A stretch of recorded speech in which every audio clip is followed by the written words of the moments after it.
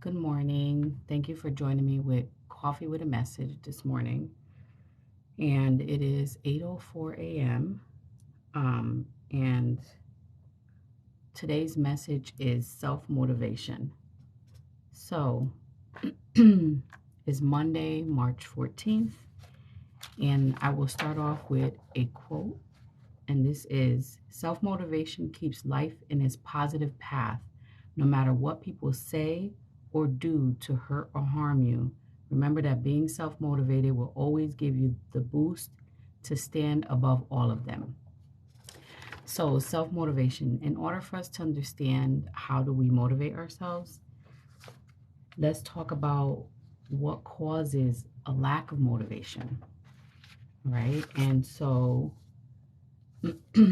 commonly, if somebody is lacks motivation, usually it is because of feelings of depression, sadness, um, and doesn't necessarily mean people are lazy, but it's it's mainly depression that causes people to not be motivated to do things they're usually interested in doing, and there's about 16.2 million adults in the U.S. that experience at least one episode of depression in their lifetime. Some symptoms that includes reduced, as I said, interest in activities that normally you find pleasure in, insomnia, increased need for sleep, lack of appetite, or an increased need to eat, so it affects your eating habits, restlessness, irritability, low energy, trouble concentrating, poor self image, and possibly even self harming. Um, so if you are not motivated, why aren't you? Well, some of it has to do with experience toxic stress, like too much stress. Believe it or not, people think when you have high levels of stress that you automatically experience anxiety, but the truth is that high levels of stress can cause depression, feeling of overwhelmingness, feeling hopeless. You may feel like you might be doing so much and more than other people are doing, especially at your job. If you feel like your coworkers are getting away with not doing hardly any work, but you're sacrificing staying late and working overtime, or even you see them socializing at work while you're rushing around to do a report or complete a task that has to be done. Um, or even like at home, it feels like you're constantly cleaning and cooking and doing everything, and there's other people in your house and they don't do anything. So it could be feeling like that, like not feeling used, feeling um, not appreciated or valued. And of course, feeling burnt out is another reason why people become unmotivated. The other thing is you you may have a hard time or difficulty changing your perspective, meaning like if you feel a certain type of way and you feel strongly about it, and it doesn't happen that way, then you may become unmotivated because you feel like there's no point anyway. It's unhealthy thinking. It actually becomes into a pattern of setting a goal, and the goal is not achievable, but you don't want to do anything different from that goal. For instance, if you're looking for a job, and finding a job during COVID and after COVID has really been different for people. And so let's say you're looking for a specific type of job, but that specific job is not available. You don't want any other job, even if there was a lower level job or a different type of job. And then what happens is that you fall into this pattern of, then I'm not going to do anything. And you become very unmotivated, and then you just kind of give up. So that's another thing that happens with when someone is not motivated. Also, you might be dealing with a new challenging situation in your life, and instead of dealing with it, you actually just shut down. That's like avoidant behavior. And what happens is that it's easier to just shut down and not deal with the challenge than to um, deal with it and fight it and become even more stressed. We're talking about unmotivated individuals. Also, you may be avoiding any feelings you have that may be difficult, hard for you, uncomfortable, like self-doubt or something that's going to force you to look at yourself and maybe change something. So instead, you just don't do it. And usually, what happens too is like if you go to visit family, like family functions, birthdays, weddings, um, any important events, or even just family dinner, like getting together on Sundays or something, you may totally avoid it because you know that they're going to judge you, criticize you, or possibly even not, you know, ask you 500 million questions about what you're doing with your life. And because you're not where you want to be, you don't want to show up, and then you avoid going around family, and that causes you to fall into a little bit of a depression and be even more unmotivated. And again, like I said earlier, you could be experiencing a depressive episode if you're not motivated. Now, if somebody is depressed, are they always not motivated? No, that's something totally different. I'm talking about people that are unmotivated. And how do you, so how do you, so there's motivation and then there's self-motivation. Like, so there is other people or things that can motivate us. So those are called motivational sparks. All right. And motivational sparks actually are different things like, um, you work towards doing something because you want to get recognized for it, or because you want to um, accomplish something, you want to learn something. Learning is another one, a spark. So is recognition, so is power, so is wealth, so is fear. Those are motivational sparks, reasons behind being pushed into doing something, basically. But self motivation is when it's not other things that motivate you, it's the force that drives you to do things that you bring upon yourself. So, you can be motivated by many things, both internal and external, such as a desire to do something, the desire to love someone, or the need for money.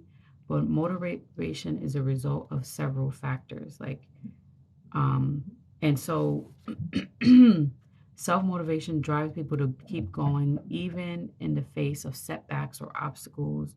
They take advantage of opportunities and show commitment to what they want to achieve.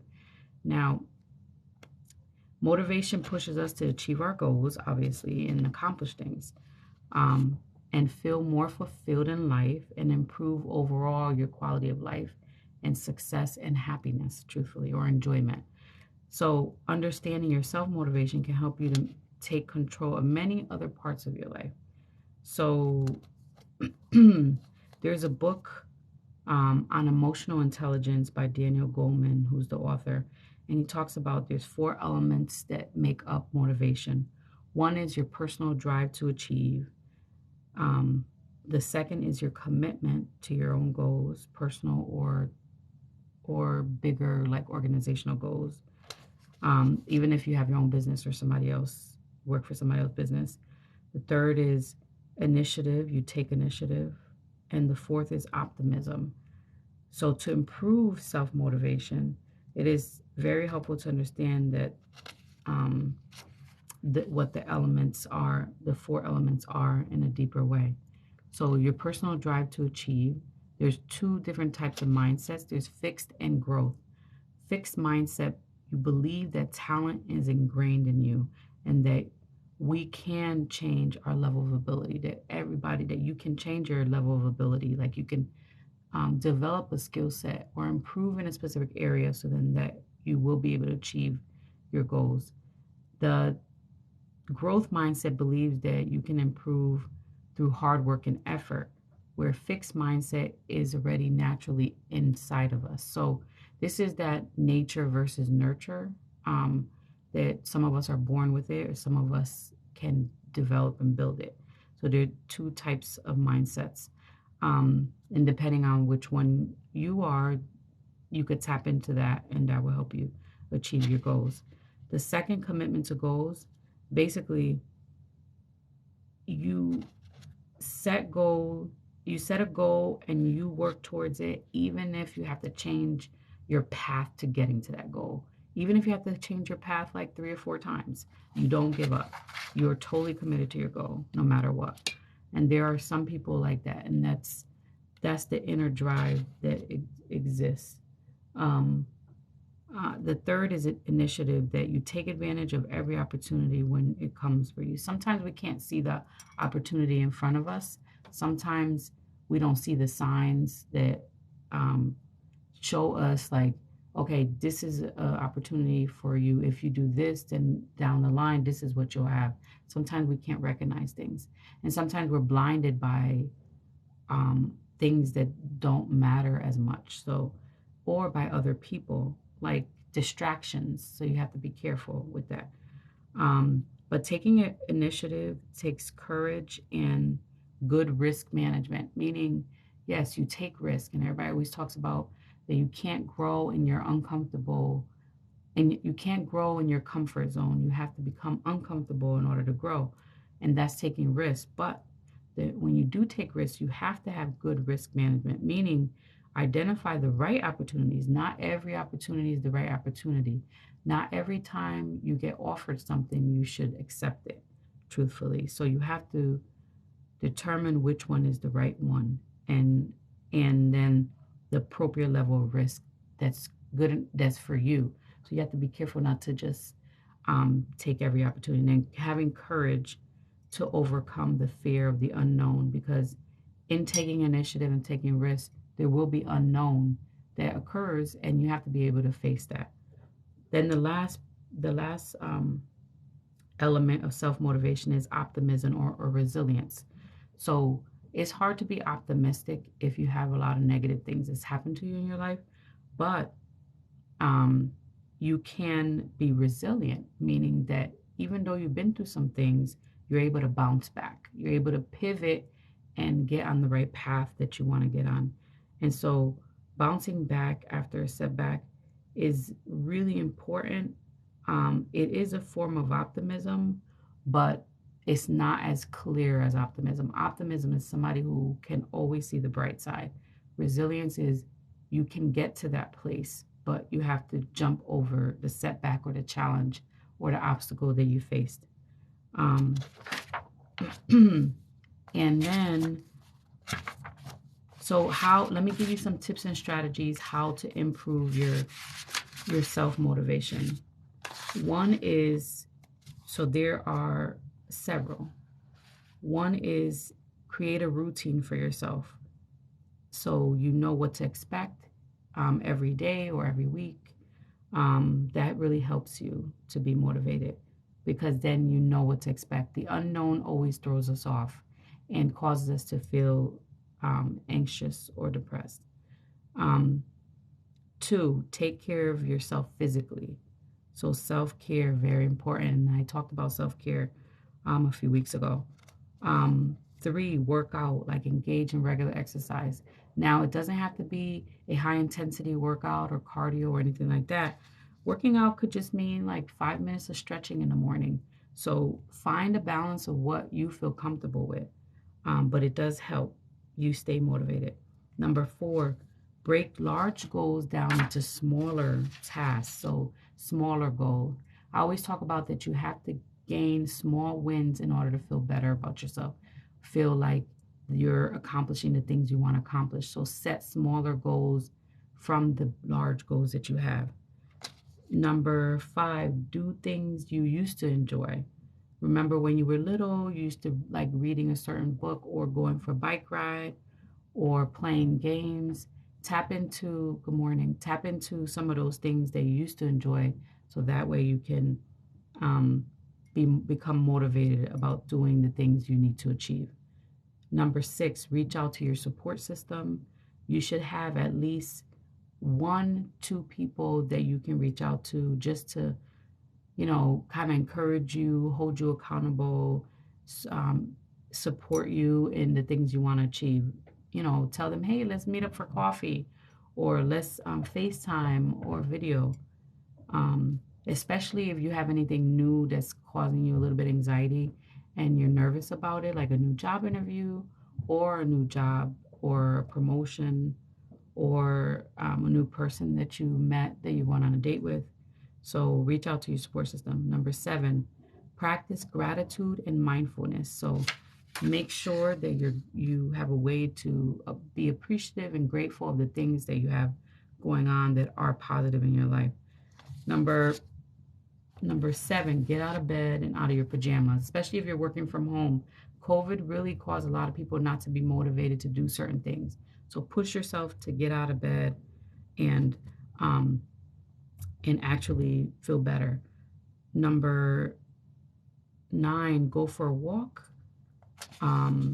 Just a nice walk. Today's a really nice day here on the East Coast, so today's a good day to go for a walk. Um, and then there's things that you should do, like get enough sleep, avoid negativity,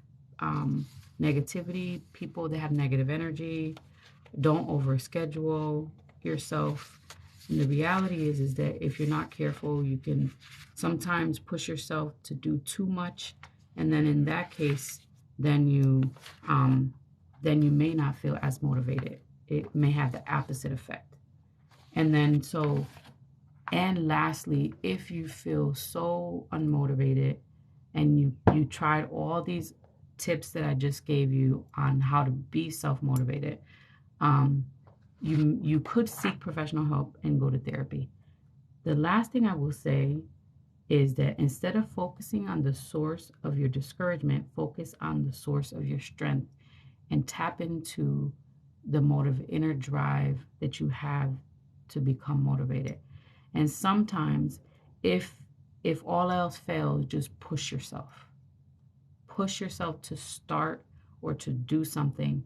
And then once you start it, then you'll be able to continue to be motivated. So that's my message this week. And the challenge for this week is it's going to piggyback off of last week and the week before. Push yourself to try one new thing. So try to read a book that you never read, or watch a show that you never watched, or look at a podcast or something that can help you to trigger your motivation.